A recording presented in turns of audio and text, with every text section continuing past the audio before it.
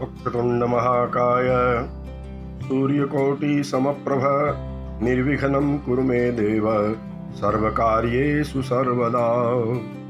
गुरुर्ब्रह्मा गुरुर्विष्णु गुरुर्देवो महेश्वर गुरुर्साक्षात् परब्रह्म तस्मै श्री गुरुवे नमः। गजानंद भगवान की समस्त हमारे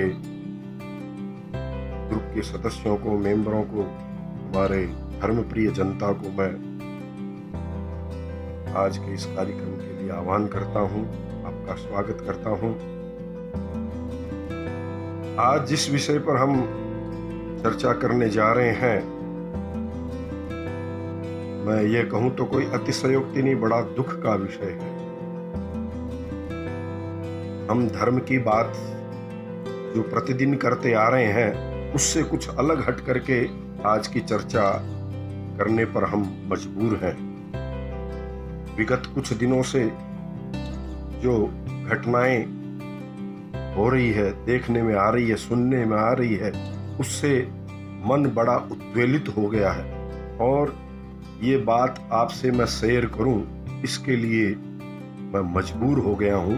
इसलिए कुछ जो है धर्म की बात के साथ साथ, बात तो वो धर्म की है, लेकिन फिर उसमें कुछ राजनीतिक से संबंधित भी बातें हैं, वो कहने का जो है मुझे लगा कि मैं आपसे ये बात करूं, जरूरी हो गया है। अगर हम नहीं करेंगे, ऐसी बातों का विरोध नहीं करेंगे, रोकेंगे नहीं, तो हम भी दोष के भागी बनेंगे।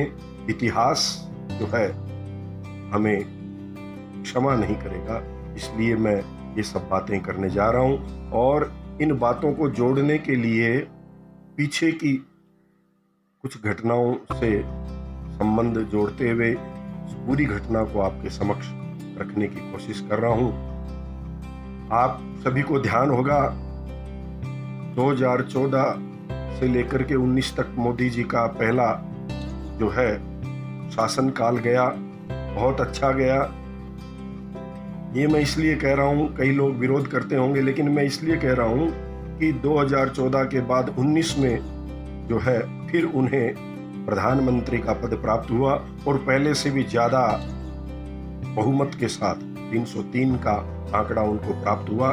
उसके साथ वो आए और उन्होंने जो है हमारे इतिहास के ऊपर जो कलंक था, ऐसे ऐसे जो निर्णय पहले के जो रुके हुए थे उनको रोकना जरूरी था, और ऐसे निर्णय उन्होंने जो है उसके बाद तुरंत लिए।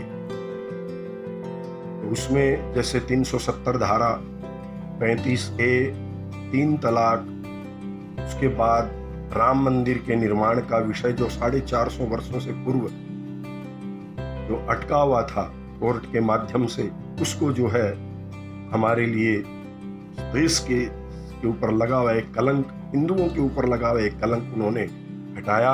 और उसके बाद CAA, NCR, ये निर्णय जो है सारे यहाँ निर्णय लेने तक का समय सही था, सारी चीजें सही चल रही थी, लेकिन CAA और NCR के पश्चात एक हफ्ते तक सारा कार्यक्रम सही रहा। एक हफ्ते के पश्चात जो है JNU, जामिया और अलीगढ़ विश्वविद्यालय जैसे जो देशद्रोही लोग हैं, अलगाववादियों और वामपंथी एवं कुछ विरोधी पक्ष के लोगों के द्वारा भड़काने के कारण इन विश्वविद्यालयों में जो है विद्रोह हुआ, विरोध हुआ, CAA NCR किया, और वो विद्रोह इतना फैला कि पूरे देश में जो है दिल्ली में शाहीन बाग, उससे शाहीन बाग की उत्पत्ति हुई और देश के कई शहरों में शाहीन बाग लगाए गए, और उसके माध्यम से महिलाओं को आगे करके और उसका बड़ा विरोध हुआ। उसमें तमाम जो है ये विरोधी पक्ष के लोग और वामपंथियों ने उनको हवा दी और बेखौफ होकर के उन्होंने जो है देश के विरुद्ध, संविधान के विरुद्ध, प्रधानमंत्री और इस सरकार के विरुद्ध जो है अपना जहर उगलना प्रारंभ कर दिया। इस स्थिति को देख करके जो है ऐसा लग रहा था उस समय कि इतने मौलाना जो हमारे इस संविधान का और सरकार का इस प्रकार से विरोध कर रहे थे, और उनकी जहर जो उगलने की स्थिति थी वो और ज्यादा उग्र थी। कोई कह रहा था कि हम 100 करोड़ के ऊपर 15 करोड़ भारी पड़ेंगे, और किसी ने कहा कि हम जो है पूर्वोत्तर राज्यों को इस देश से विलग कर देंगे। कुछ मौलाओं ने जो है यहाँ तक कह डाला कि हम आगने वाले 20 से 20 वर्षों के अंदर आज जो संख्या उससे डबल हो जाएंगे, और हम जो है यहाँ पर आने वाले दिनों में हम शासन करेंगे। और कुछ लोगों ने जो है हम 700-800 वर्ष तक यहाँ हमने शासन किया है, आपका यहाँ है क्या? और कुतुब मीनार, लाल किला ये सब हमने बनाए, ताजमहल हमने बनाया, आपने क्या किया? आपका है क्या यहाँ? ऐसी स्थितियों को देख करके सुन करके मन बड़ा विचलित हो रहा था कि हमें क्या करना चाहिए हिंदुओं को। ऐसी स्थिति आ गई तो इस पर जो है पूरा देश देख रहा था, सुन रहा था, टीवी पे, मीडिया पे हम देख रहे थे, रोज कुछ न कुछ आ रहा है। इसके पश्चात जो है कोरोना काल प्रारंभ हो गया। कोरोना काल प्रारंभ होने से जो है सब जगह लॉकडाउन चालू हुआ। उसके लिए उनका विरोध थोड़ा बंद हुआ, लेकिन उसमें भी उन्होंने विरोध देख लिया। उसमें भी इन्होंने एक जिहाद प्रारंभ कर दिया, कोरोना जिहाद। और वो मरकत निजामुद्दीन के द्वारा पूरे देश में जो है 19 राज्यों में उस मरकत निजामुद्दीन के द्वारा 19 राज्यों में हमें जो है वो कोरोना वायरस फैलाने का उन्होंने पूरा कोशिश किया, और उसमें वो सफल रहे। इसके पश्चात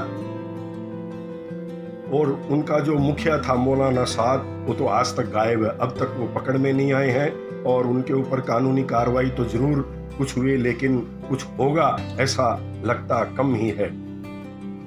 इन सब के मध्य में पालघर में आपने देखा होगा, पिछले दिनों पालघर में हमारे जो है 2 साधुओं को निर्दयतापूर्ण जो है उनकी हत्या हो गई बहुत ही। और यूपी में भी कुछ साधुओं को मारा गया। बंगाल में आज आप देख रहे हैं पूरे चारों अरब जो है हिंदू जो लोग, जहाँ अल्पसंख्या में हिंदू, वहाँ उनके ऊपर अत्याचार हो रहे हैं। और पश्चिम बंगाल में जो है उसकी सरकार कुछ उनका विरोध नहीं कर रही है, उनको रोक पा नहीं रही है। हिंदुओं में पलायन प्रारंभ हो गया, पलायन हो रहा है। देखिए आज हिंदू धर्म के हम होते हुए, हमारा हिंदू शासन होते हुए, यहाँ हिंदुओं का पलायन हो गया है। विपक्ष भी मौन है, इन सब बातों पर विपक्ष मौन रहा, वामपंथी मौन रहे। और जो तथाकथित बुद्धिजीवी हैं, जो हर बात के ऊपर, छोटी छोटी बात के ऊपर जो अपनी विरोध प्रकट करते हैं प्रशासन का, उन सब लोगों के मुंह पर मौन है, ताला लगा हुआ है।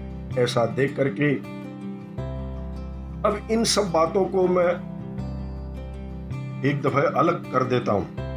इनको मैं ज्यादा दोष नहीं देना चाहता, क्योंकि हमें खुद को, अपने आप को पहले सुधरना होगा, इसका प्रयास करना होगा।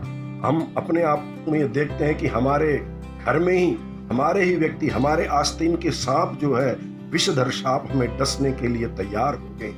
अब जो है हर चीज में जिहाद को जो इन्होंने फैलाया, अब इसमें कथाओं में भी जिहाद प्रारंभ हो गया। इस बात से मुझे सबसे ज्यादा बड़ा दुख हो रहा है, और मन जो है बड़ा चिंतित है, व्यथित है। कथाओं में जो है हमारे कुछ युवा कथाकार, चिन्मयानंद और एक चित्रलेखा साध्वी जो है वो भाषण दे रही है, कथा कर रहे। कथा के मंचों से जो है वो ऐलान करती है कि जब अजान हो तब कथाओं को बंद कर दिया जाए, उनका सम्मान किया जाए। अरे वाह, हमारे सम्मान का क्या होगा? और मैं इन युवाओं कथाकारों को भी माफ कर देता हूं, मेरी मन ये कहता है। लेकिन एक जो सबसे वयोवृद्ध संत है देश और विदेश में, जिन्होंने पूरे जीवन भर राम कथा के माध्यम से अपनी तप और साधना की है, वो जो जीवन के अंतिम पड़ाव पर हैं, उस स्थिति में वो उनकी जो है स्थिति देख करके, और वो अली मौला अली मौला अली मौला सब जो है कीर्तन करवा रहे हैं भक्तों से भी, हजारों की संख्या से, लेकिन कोई विरोध नहीं करता, क्योंकि उनका एक बहुत बड़े हैं और अवस्था में भी बड़े हैं और कथाकार भी हैं।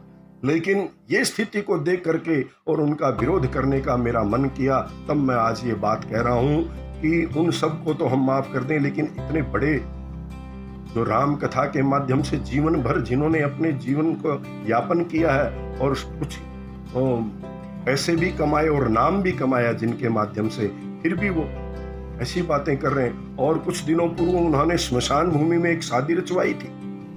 उस समय हम मौन रहे कि चलो ठीक है, कर दिया होगा, किसी वजह से उनके दिमाग में आया। लेकिन अब तो वो निरंतर कथाओं में जो है अली मौला का भजन करवाते हैं और ऊपर से ये भी कहते हैं कि अब समय आ गया है, शास्त्रों में जो है सुधार होना चाहिए, परिवर्तन होना चाहिए। अरे वाह, आप कौन होते हैं सुधार करने वाले शास्त्रों में?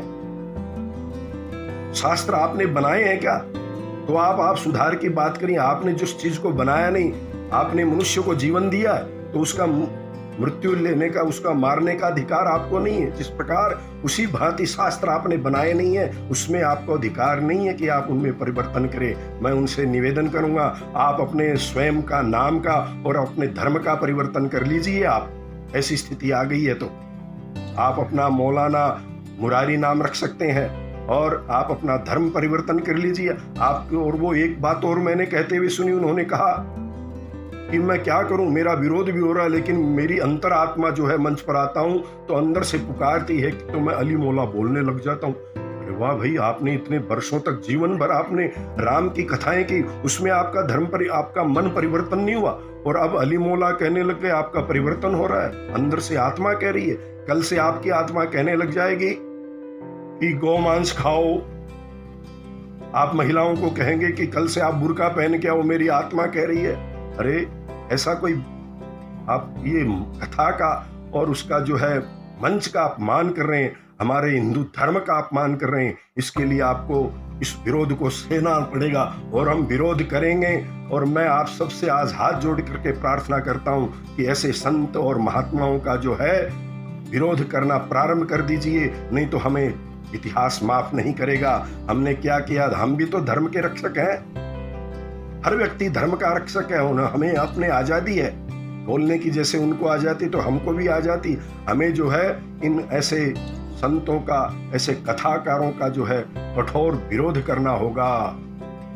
जहां जहां उनकी कथाएं होती है जाकर के हमें जो है विरोध करना है। उनके आयोजकों से कहना है कि आप इनसे आयोजन मत करवाइए, और वो फिर भी न माने तो उसका विरोध करिए। स्थानीय जो बजरंग दल है, विश्व हिंदू परिषद है, RSS है, हिंदू वाहिनी है, ऐसे जो संस्थाएं उनसे मिल करके उसका विरोध करिए, डट करके विरोध करिए। इस प्रकार से मैं जो है कुछ हमारे चरित्र हनन का जिन साधुओं पर आरोप लगे, वो सब जो है आज देखिए क्या स्थिति है, जेल में है कि नहीं है। वो उनका अपराध भी क्षम्य मानता हूं मैं, उनका अपराध भी क्षम्य। वो जेल में है, अपने अपराध का जो कृत्य का है उन्हें जो है फल मिल रहा है। लेकिन ऐसे लोग जो कथाओं में मंच के ऊपर जाकर के कुछ भी बोल रहे हैं अनाप शनाप, और धर्म के जो है धुरंधर बने हुए हैं। अपना हमारा धर्म करता है श्रेयान स्वधर्मो विगण परधर्मा स्वनुष्ठिष्ठात् स्वधर्मे निधनम श्रेय परधर्मो भयावह। दूसरे का धर्म जो है भय को देने वाला है, अपने धर्म को कभी मत छोड़िए, ऐसा हमारा धर्म कहता है। और तुम धर्म के रक्षक बन करके और हमारे धर्म को जो है ढोंगी बन करके विपरीत बातें बोल करके और धर्म का और उस मंच का आप अपमान कर रहे हैं। इसलिए मेरी आपसे विनती है, आप सभी को ये बात अच्छी लगे तो इसको शेयर कीजिए, उसको जो है कमेंट करिए, उसके ऊपर अपनी प्रतिक्रियाएं दीजिए और उसको चारों तरफ भेजिए जहां तक हो सके। इसका विरोध करना अति आवश्यक है। मैं ये इसलिए आपसे बार बार कह रहा हूं, अपने जो है मैंने कुछ गलती हुआ उससे क्षमा करिए। धन्यवाद। जय श्री राम।